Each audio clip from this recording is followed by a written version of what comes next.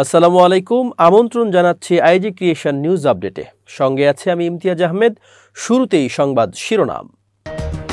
কারাগারে বসেই সরকার হটানোর ছক কষছেন সালমান, পলক ও ইনু। টিস্যু পেপারে দিচ্ছেন গোপন বার্তা। জামায়াত বিএনপি কোনো সংঘাত নেই বললেন শামসুজ্জামান দুদু। ৭ কলেজ ইস্যুতে জরুরি বৈঠকে প্রধান উপদেষ্টা নিলেন বুদ্ধিদীপ্ত সিদ্ধান্ত। এবার বিস্তারিত। কারাগারে থেকেই অন্তর্বর্তীকালীন সরকারকে উৎখাতের চক্রান্ত করছেন সাবেক প্রধানমন্ত্রীর বেসরকারি শিল্প ও বাণিজ্য বিষয়ক উপদেষ্টা সালমান এফ রহমান, সাবেক আইসিটি প্রতিমন্ত্রী জুনাইদ আহমেদ পলক সহ বিভিন্ন মন্ত্রী। এ বিষয়ে একটি অনুসন্ধানী প্রতিবেদন প্রকাশ করেছে দৈনিক যুগান্তর। প্রতিবেদনে বলা হয়, আদালতে এসে সরকারের বিরুদ্ধে সাবেক প্রধানমন্ত্রী শেখ হাসিনার বার্তানুসারে সবাইকে প্রস্তুত থাকতে নির্দেশনা দেন সালমান এফ রহমান। অন্যদিকে কারাগার থেকে টিস্যু পেপারে লিখে আইনজীবীর মাধ্যমে গোপন বার্তা দেন পলক। বৈষম্য বিরোধী ছাত্র আন্দোলন কেন্দ্রিক হত্যা ও হত্যা চেষ্টার বিভিন্ন মামলায় গ্রেফতার দেখাতে সোমবার সকালে সালমান এফ রহমান, জুনাইদ আহমেদ পলক সহ 10 জনকে কারাগার থেকে আদালতে হাজির করা হয়। বাকিরা হলেন সাবেক আইনমন্ত্রী আনিসুল হক, সাবেক সমাজ কল্যাণ মন্ত্রী রাশেদ খান মেনন, সাবেক তথ্যমন্ত্রী হাসানুল হক ইনু, সাবেক আইজিপি চৌধুরী আবদুল্লাহ আল মামুন, দেশ টিভির ব্যবস্থাপনা সম্পাদক আরিফ হাসান, সাংবাদিক ফারজানা রূপা, শাকিল আহমেদ ও পল্লবী থানার 15 নং ওয়ার্ড আওয়ামী লীগের সাবেক শিক্ষা বিষয়ক সম্পাদক আব্দুল মালেক। এদিন সকাল 9টা 57 থেকে 10টা 22 পর্যন্ত ধাপে ধাপে আদালতের হাজতখানা থেকে এই 10 আসামিকে ঢাকার মেট্রোপলিটন ম্যাজিস্ট্রেট সাইফুজ্জামানের এজলাসে তোলা হয়। কাঠগড়ায় আসা মাত্র আসামিদের আইনজীবীরা তাদের কাছে চলে আসেন। তখনও বিচারক এজলাসে এসে শুনানি শুরু করেননি। সেই সুযোগে সালমান এফ রহমানের কাছে তার আইনজীবী গোলাম মোন্তাজা ও মুকুল সহ আরও কয়েকজন হাজির হন। মোন্তাজকে কাছে ডেকে তিনি বলেন, শ্রমিকদের কি খবর, এরা কি করতেছে? সরকার 40,000 শ্রমিকের চাকরি খেয়েছে, 10,000 শ্রমিক মাঠে নামলেই তো হয়। আমি চাইছিলাম কোম্পানিটা চালানো হোক। এখন দেশের যে অবস্থা, এ সময় সালমান এফ রহমান আইনজীবীদের কাছে দেশের পরিস্থিতি সম্পর্কে জানতে চান। তখন তাকে আইনজীবীরা জানান, ইবতেদায়ী শিক্ষকদের মারধর করা হয়েছে। রাতে ঢাকা বিশ্ববিদ্যালয় ও ঢাকা কলেজের শিক্ষার্থীদের মধ্যে ধাওয়া পাল্টা ধাওয়া হয়েছে। শুনেছি 2 জন মারাও গেছে স্যার। এ সময় সালমান এফ রহমান মুচকি হেসে বলেন, নেত্রী কি বার্তা দিয়েছেন?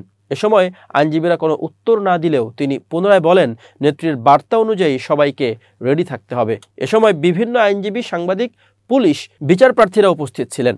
তখনও বিচারক এজলাসে না থাকায় শুনানি শুরু হয়নি। এ সময় একজন সাংবাদিক সালমান এফ রহমানের কাছে কারাগারে কেমন আছেন জানতে চাইলে জবাবে তিনি বলেন, সাংবাদিকরা যে লেখে আমাকে হটপটে খাবার দেয়, এসব মিথ্যা। ঠিক সময়ে খাবার দেয় না, রাতের খাবার বিকেল 4টায় দেয়। এছাড়া কোরআন শরীফ দেয় না, জায়নামাজও দেয় না, ফোনে পরিবারের সঙ্গে কথা বলতে দেয় না অনেক আগে থেকেই। আমি ফ্লোরে ঘুমাই। সে সময় সেখানে উপস্থিত এক আইনজীবী আল ইমরান বলেন, উনি বলেছিলেন বেক্সিমকোর 40,000 শ্রমিকের কাজ বন্ধ, বিভিন্ন ফ্যাক্টরি বন্ধ করে দিচ্ছে। তিনি বলেছিলেন, আমার কোম্পানি বন্ধ করলে আমি করব, সরকার কেন করবে? এসব নিয়ে বিভিন্ন কথা বলেছিলেন।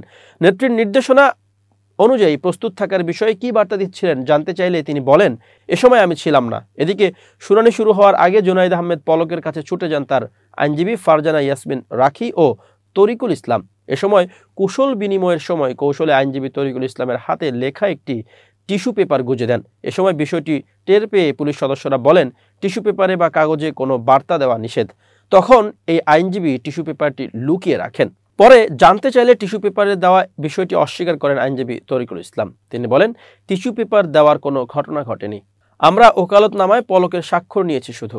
এছাড়া বিভিন্ন বিষয় নিয়ে পলক তার আইনজীবীদের সঙ্গে কথা বলতে থাকেন। এ সময় তার আইনজীবীরাও দেশের পরিস্থিতি যেমন ঢাকা বিশ্ববিদ্যালয় ও ঢাকা কলেজের মারামারির ঘটনা তুলে ধরেন। এরপর আইনজীবীদের সঙ্গে পলকের চলে নানা কথোপকথন। তিনি আইনজীবী ফারজানা ইয়াসমিন রাখিকে বলেন, কারাগার থেকে তার পরিবারের সঙ্গে কথা বলতে দেওয়া হচ্ছে না। অন্যদের কথা বলতে দিলেও নিরাপত্তার অজুহাতে তাকে দেওয়া হচ্ছে না। তাকে যেন যে কোনো শর্তে কথা বলতে দেওয়া হয়, এজন্য আইনজীবীকে আদালতে বলতে বলেন তিনি। এ বিষয়ে ঢাকা মহানগর public prosecutor PP Omar Faruqui বলেন, এর আগে দীপুমণিকে টিস্যু পেপারে চিঠি লেখার ঘটনা ঘটে। এতে কয়েকজন পুলিশের বিষয়ে তদন্তও করা হচ্ছে। পলকের টিস্যু পেপার দেওয়া ঘটনা জানি না। আইনজীবীরা আসামিদের ওকালতনামায় স্বাক্ষর করতে গেলে অনেক কথাই বলে, এগুলো তো ঠেকানো যায় না। আসামি, আইনজীবীরা সবাই তো রাজনীতিক, তবে আদালতে এসব চিঠি বা রাজনৈতিক বার্তা আদান প্রদান উচিত নয়। এদিকে হাসানুল হক ইনু ও রাশেদ খান মেননকে আইনজীবীদের সঙ্গে কথা বলতে দেখা যায়। এ সময় মেননকে তার এক আইনজীবী জানান, গতকাল হাইকোর্টে আপনার 4টা মামলায় জামিন চাওয়া হয়েছে, কিন্তু সবগুলোই রিজেক্ট করা হয়েছে। এরপর মেনন আইনজীবীকে বলেন, আপনারা হাইকোর্টে গেছেন কেন? এরপর মেনন আরও বলেন, আমার তো 17-18টা মামলা হয়ে গেছে মনে হয়। তখন আইনজীবীরা মেননকে জানান 21টা মামলা স্যার। তখনই মেনন ঘাড়ে হাত রেখে দাঁড়িয়ে থাকা হাসানুল হক ইনু রসিকতা করে বলেন, আমার তো 40টা পার হয়েছে, আমার নামে 80টা না হলে হয় নাকি? পরক্ষণে মেনন আইনজীবীদের বলেন, পত্রিকায় তো আমাদের কোনো খবর দেখি না। তখন এক আইনজীবী উত্তরে বলেন, সব কন্ট্রোল করা হচ্ছে স্যার। ঢাকা বিশ্ববিদ্যালয়ের অধিভুক্ত সরকারি 7 কলেজের চলমান পরিস্থিতি নিয়ে জরুরি বৈঠকে বসেছেন প্রধান উপদেষ্টা ডক্টর মোহাম্মদ ইউনূস।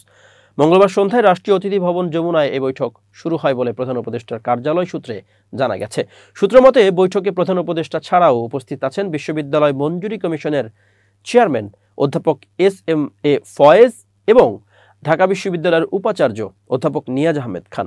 7 কলেজের বিভিন্ন সমস্যা ও সংকট নিয়ে রোববার বিকালে ঢাকা বিশ্ববিদ্যালয়ের উপাচার্য শিক্ষা অধ্যাপক ডক্টর মামুন আহমেদের সঙ্গে যায় শিক্ষার্থীরা। এ সময় তার বিরুদ্ধে খারাপ আচরণের অভিযোগ তুলে ওই দিন সন্ধ্যায় রাজধানীর সায়েন্স ল্যাব ও টেকনিক্যাল মোড় অবরোধ করে তারা রাতে 11টার দিকে উপাচার্যের বাসভবন ঘেরাও করতে মিছিল নিয়ে রওনা হলে নীলক্ষেত মোড়ে ঢাবির শিক্ষার্থীদের সঙ্গে ধাওয়া পাল্টা ধাওয়ার ঘটনা ঘটে। সোমবার ডক্টর মামুন আহমেদের পদত্যাগ সহ 6 দফা দাবি বাস্তবায়নে 4 ঘন্টার আলটিমেটাম দিয়েছে 7 কলেজের শিক্ষার্থীরা। একই দিন 7 কলেজের অধ্যক্ষের সঙ্গে ঢাবি প্রশাসনের বৈঠকে ঢাবি অধিভুক্ত বাতিল করা সহ 5 দফা সিদ্ধান্ত নেওয়া হয়। মঙ্গলবার স্বরাষ্ট্র উপদেষ্টা ও তথ্য উপদেষ্টার সাথে বৈঠকে দাবি পূরণের আশ্বাস দেওয়ার কর্মসূচি প্রত্যাহার করে 7 কলেজের শিক্ষার্থীরা। জামাত বিএনপি কোনো সংঘাত নাই বলে মন্তব্য করেছেন বিএনপি চেয়ারপারসনের উপদেষ্টা শামসুজ্জামান দুদু। মঙ্গলবার নীলফামারী জেলা বিএনপির সাংগঠনিক সভায় প্রধান অতিথির বক্তব্যে তিনি এসব কথা বলেন। জেলা বিএনপির সভাপতি আ.খ.ম আলমগীর সরকারের সভাপতিত্বে সাধারণ সম্পাদক জহুরুল আলমের সঞ্চালনায় ওই সভায় প্রধান বক্তা হিসেবে ছিলেন বিএনপির সাংগঠনিক সম্পাদক রংপুর বিভাগ অধ্যক্ষ আসাদুল হাবিব দুলু। বিশেষ অতিথি ছিলেন বিএনপির সহ সাংগঠনিক সম্পাদক রংপুর বিভাগ আব্দুল খালেক, অধ্যাপক আমিনুল ইসলাম। উপস্থিত ছিল বিএনপির কেন্দ্রীয় নির্বাহী কমিটির সদস্য অ্যাডভোকেট মিজানুর রহমান চৌধুরী। দুদু বলেন, জামাত বিএনপি সবাই নির্বাচন চাচ্ছে যৌক্তিক সময়ের মধ্যে, সম্ভবত প্রয়োজনীয় সংস্কার আর নির্বাচনের মধ্যে কোনো সংঘাত নাই। একটা ভালো নির্বাচনের জন্য প্রয়োজনীয় সময় গ্রহণ করার জন্য অতিরিক্ত সময় যাতে ব্যয় না হয়। তিনি আরো বলেন, আমরা দীর্ঘ আন্দোলন সংগ্রাম করেছি গণতন্ত্রের প্রত্যাশায়। স্বৈরাচারকে পতন ঘটিয়ে ফ্যাসিবাদকে তাড়িয়ে বাংলাদেশ একটি জঞ্জাল মুক্ত হওয়ার পথে রয়েছে। আমরা এমন পরিস্থিতিতে আমরা চাইছি যাতে বাংলাদেশের সঠিক, স্বাভাবিক, গ্রহণযোগ্য, অংশীদারিত্বমূলক একটি নির্বাচন হয়। সেই নির্বাচনের মধ্য দিয়ে বাংলাদেশের জনগণ তার পছন্দের দল ও প্রার্থীকে নির্বাচিত করবেন এবং এই নির্বাচনের মাধ্যমে একটি গণতান্ত্রিক সরকার তৈরি হবে, তারা দেশ পরিচালনা করবেন। দেশের বিগত দিনের ভয়াবহতা উল্লেখ করে তিনি বলেন, সীমাহীন দুর্নীতি হয়েছে এদেশে, হাজার হাজার মানুষকে গুম, খুন, নিখোঁজ করা হয়েছে। দেশে গণতন্ত্রের প্রত্যাশায় সর্বশেষ 24-এর গণ অভ্যুত্থান ছাত্র জনতার রক্ত দিয়ে দেশকে ফ্যাসিবাদ মুক্ত করেছে। তিনি বলেন, কৃষক, শ্রমিক, মেহনতি মানুষ স্বস্তির সাথে বাস করবে। শ্রমিক তার ন্যায্য অধিকার চায়, সাধারণ মানুষ নির্বিঘ্নে জীবনযাপন করতে চায়। সরকারের কাছে তিনি ভোটাধিকার দ্রুত ফিরে পাবার প্রত্যাশা করার পাশাপাশি দ্রব্যমূল্য নিয়ন্ত্রণে আনার দাবি জানান। ভবিষ্যতে আমরা মনে করি গণতন্ত্রের প্রত্যাশা যদি পূরণ না হয় তাহলে সংকট আরও বাড়বে। এই সংকট নিয়ন্ত্রণ করার জন্য নির্বাচিত একটি সরকার দরকার।